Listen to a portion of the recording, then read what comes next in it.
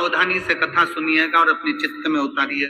शिव महापुराण की कथा जिसके घर में चल रही है, जिसके टीवियों पर चल रही है, जिसके फेसबुक यूट्यूब पर चल रही है, जिसके मोबाइलों में चल रही है, घर में भले 5 मिनट शिव महापुराण की कथा चले, पर प्रतिदिन अपने मोबाइल को चालू कर 5 मिनट शिव पुराण चालू कर छोड़ दिया। घर में टीवियों पर अगर कथा आए तो भले सुनो चाहे नहीं सुनो, 5-10 मिनट उस टीवी को चालू कर छोड़ा करो, जिससे वो शिव महापुराण के शब्द हमारे घर के वातावरण को शुद्ध करें।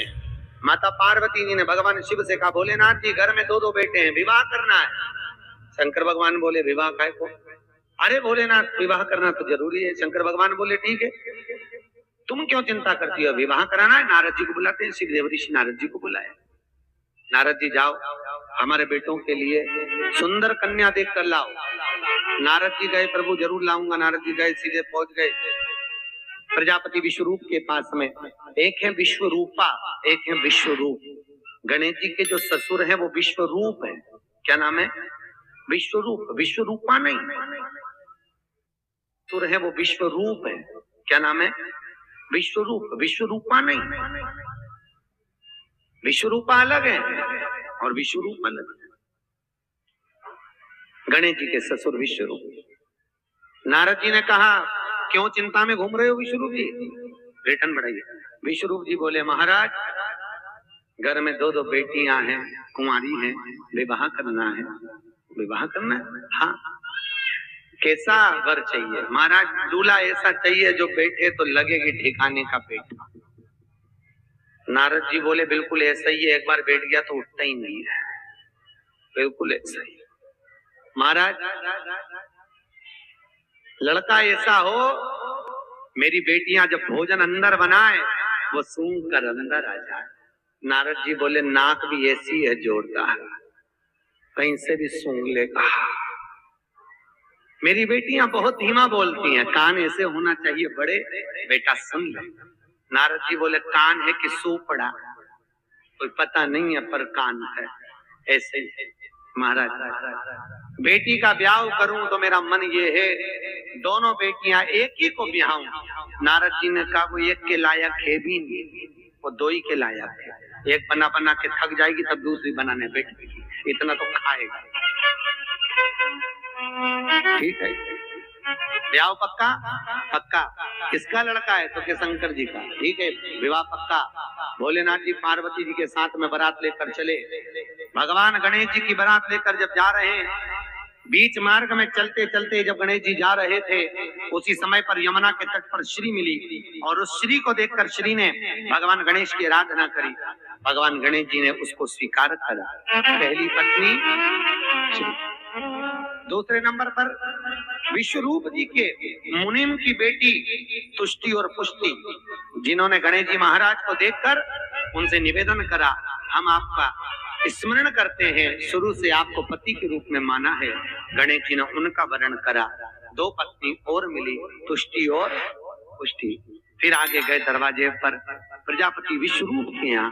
तब श्री गणेश जी महाराज जब दरवाजे पर पहुंचे, पहुंचते से ही रिद्धि सिद्धि के साथ में श्री गणेश जी महाराज का मंगल विवाह हुआ है।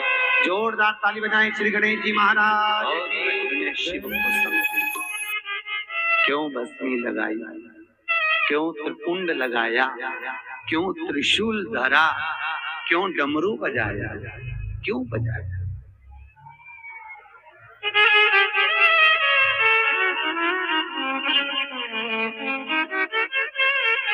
गंगा के लिए बाल खोल लिए, गंगा सिर पर,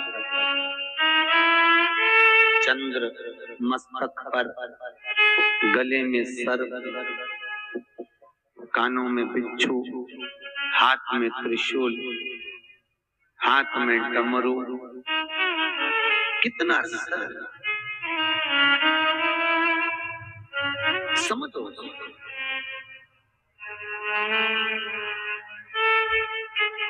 सबसे मुख्य चीज धारण करके रखिए, चंद्र जैसी कोमलता, शीतलता, गंगा जैसी शीतल।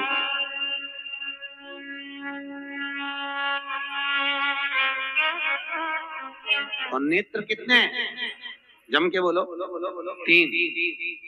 खुले कितने रहते हैं? दो। एक बार बाबा भोलेनाथ की कथा कहती है, जैसा मेरा एक नेत्र बंद है उसी तरह तुम भी अपनी बुराई देखने का नेत्र बंद रखिए, निंदा ना देखिए, क्योंकि बुराई देखने का नेत्र जिसका खुलता है उसका जीवन नरक सा होता चले जाएगा। निंदा का नेत्र बंद रखिए। समय आया और एक विदल उत्पल नाम के राक्षसों ने माता पार्वती को अपना बनाना चाहा। भगवान शिव बैठे देख रहे थे, माता जगतजननी ने कुंदुक का प्रहार करा और कुंदुक का प्रहार कर कर मां जगतजननी ने विदल और उत्पल को समाप्त करा। तो भगवान शिव का एक नाम कुंदकेश्वर हो गया। क्या नाम पड़ा? कुंदकेश्वर। भगवान शिव का नाम है कुंदकेश्वर। बोल कुंदकेश्वर भगवान की। भगवान शिव का नाम कुंदकेश्वर पड़ गया। फिर शिलाद नामक धर्मात्मा ने भगवान शिव को अपना बनाया है, सुंदर पुत्र के रूप में पाया है। आगे सुंदर जो वर्णन आया है, भगवान शिव को एक बार क्रोध आया और शंकर जी ने अवधूतेश्वर रूप धारण करा। शिव जी का एक नाम हो गया अवधूतेश्वर महादेव। बोला अवधूतेश्वर भगवान की। कहते हैं जिन माताओं के नेत्र में रोग होता है, नेत्रों से दिखाई नहीं देता, तकलीफ रहती है, आंखों से कुछ न दिखे, तो अवधूतेश्वर महादेव का नाम लेकर शहद, शहद जानते हो, मधु, शहद मुख्य शिवरात्रि के दिन 12 महीनों में जो एक शिवरात्रि आती है महाशिवरात्रि, उस शिवरात्रि के दिन थोड़ा सा शहद शंकर भगवान के शिवलिंग पर रात्रि को अगर 12 बजे चढ़ा दिया जाए और एक बेलपत्र चढ़ा दी जाए, उस शहद को निकाल कर लाया जाए, डब्बी में रख लो, शीशी में रख लो। उस शहद को आंखों में जैसे काजल लगाते हैं, प्रतिदिन 3 महीने तक लगातार नयनों में काजल की तरह लगाइए। नेत्र विकार मिटता है, आंखों की रोशनी बढ़ जाती है और आंखों से दिखना चालू हो जाता है। नयन विकार नहीं। उसी में कहा ले, जैसे भगवान शंकर पर तुलसी नहीं चढ़ती, चढ़ती है क्या? नहीं, केवल वर्ष में एक दिन होता है जब भगवान भोलेनाथ पर तुलसी चढ़ती है, केवल वर्ष में एक दिन। कौन सा? वैकुंठ चतुर्दशी का दिन, जिस दिन भोलेनाथ पर तुलसी चढ़ती है और हमारे ठाकुर जी लड्डू गोपाल पर बेलपत्र चढ़ता है। उसको कहते हैं हरिहर मिलन। हरिहर बेलपत्र।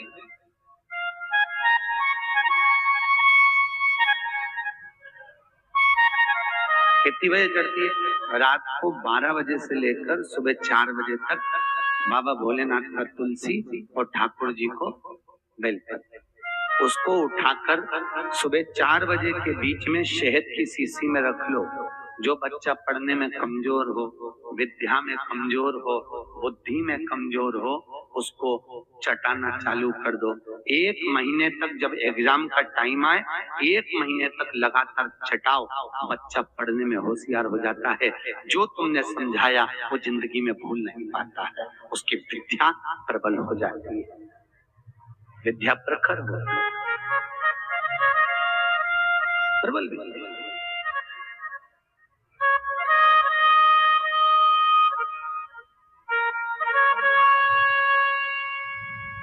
कौन से दिन चढ़ती है? जम के बोलो। वैकुंठ चतुर्दशी। भगवान शिव पर तुलसा। तुलसा कौन? तो शास्त्र कह रहा है भगवान शंकर को क्रोध आया, शिव जी ने अवधूतेश्वर रूप धारण करा। अवधूतेश्वर रूप को भगवान ब्रह्मा जी ने नारायण के कहने पर घोड़े का रूप दे दिया और उस अश्व को, उस घोड़े को समुद्र में फेंका। समुद्र में फेंकते ही उस अश्व के रूप में से शिव का एक रूप जलंधर के रूप में जन्म ले लिया। क्या नाम पड़ा? जम के बोलो। जलंधर। जलंधर का अवतार हो गया और जलंधर शिव के स्वरूप जैसा रहता है, भगवान शंकर।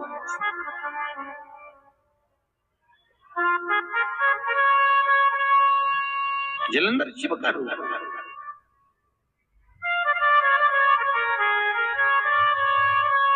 और जलंधर भगवान शंकर का स्वरूप धारण कर रहा।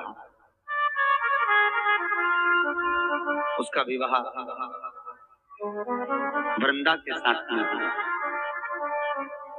वृंदा कौन? जो माता पार्वती और शिव की आराधना में लीन रहती थी। वो शिव और पार्वती की आराधना में जो लीन रहने वाली है, शंकर और पार्वती की आराधना में 24 घंटे डूबने वाली है, ऐसी वृंदा भगवान शिव के बिना एक क्षण नहीं रह पाती। दिन रात शंकर की आराधना करना, शिव में डूबे। बड़ा प्रखर नियम था उस वृंदा का। भाई शिवलिंग पर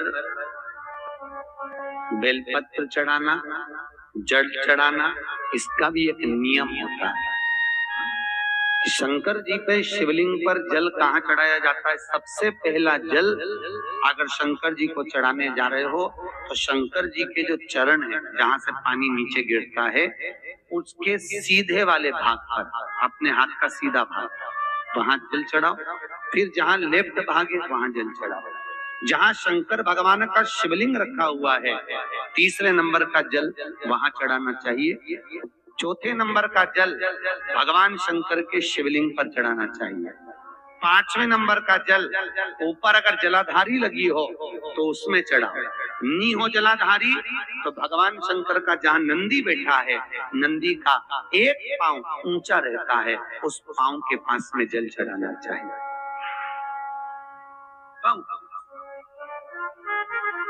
जल जल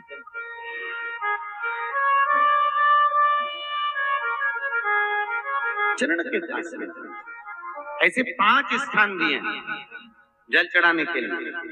शिव जी का स्नान कितनी चीजों से होता है? 5 चीजों से। पंचामृत, दूध, बोलते जाओ, दही, फिर घी, शहद, फिर शक्कर। ये 5 चीजों का प्रमाण क्या है? शास्त्र कहता है दूध चढ़ाने से घर में संतान की वृद्धि होती है। दही चढ़ाने से भगवान शिव के, अगर शिवलिंग पर हम दही चढ़ाते हैं, उससे परिवार में प्रेम बढ़ता है। क्या बढ़ता है? प्रेम। फिर घी चढ़ाने से हमारे घर से रोग दूर होता है। शहद चढ़ाने से, भगवान शंकर पर जो शहद चढ़ाया जाता है, वो चढ़ाने से घर में संपदा की वृद्धि होती है। और 5वें नंबर पर भगवान को शक्कर, खांड जो आप जानते होंगे, शक्कर आदि पिसी हुई चढ़ा देने से, शिव जी को चढ़ाने से हमारे घर के बच्चे जिद्दी नहीं होते। क्यों कहते हैं?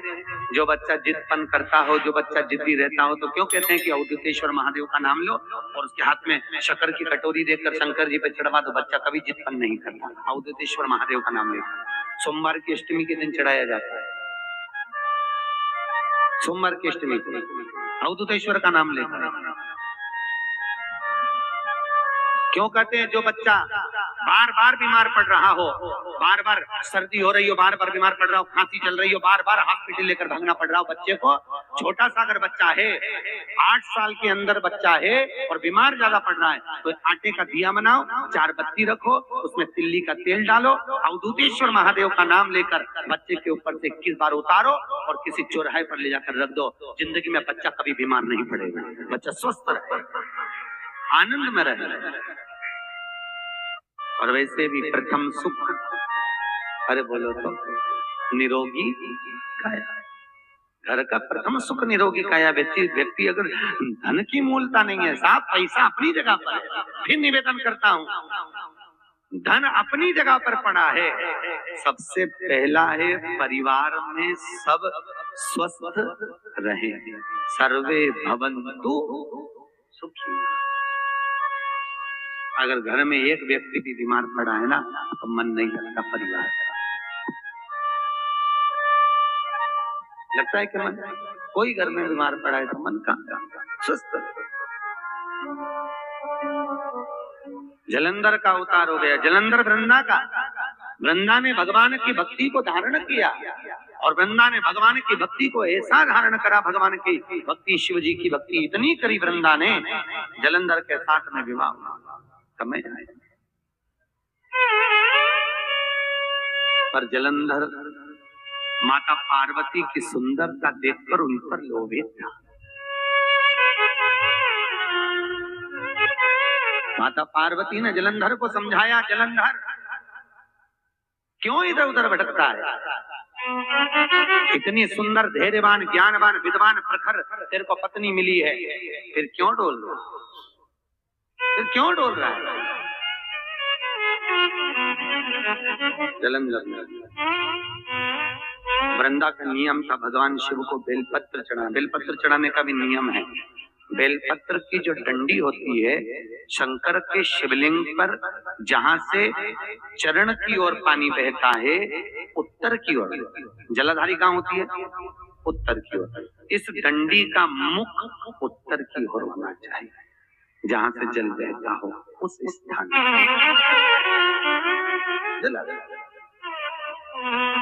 डंडी का मुख। याद रखिए, शंकर भगवान पर बेलपत्र चढ़ाने के बाद एक बेलपत्र को जल में गीला कर कर आते समय शंकर के शिवलिंग पर उसको लगाकर आना चाहिए। क्यों? क्योंकि हमारे मन की कामना शिव जी मन में धारण कर कर पूर्ण करे, इसलिए आखिरी बेलपत्र शिवलिंग पर चिपकाई जाती है, उसको लगाई जल गिला गिला गिला।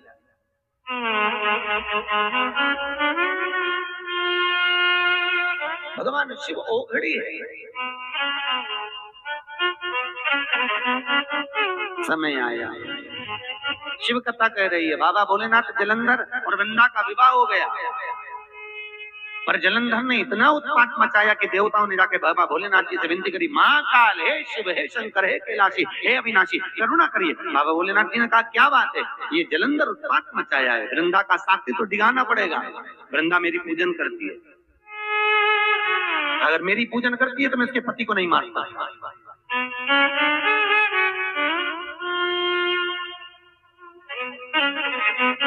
कल सुबह एक भैया ऊपर आए थे, उन्होंने प्रश्न करा था, गुरुजी क्या शंकर जी की पूजन करने वाले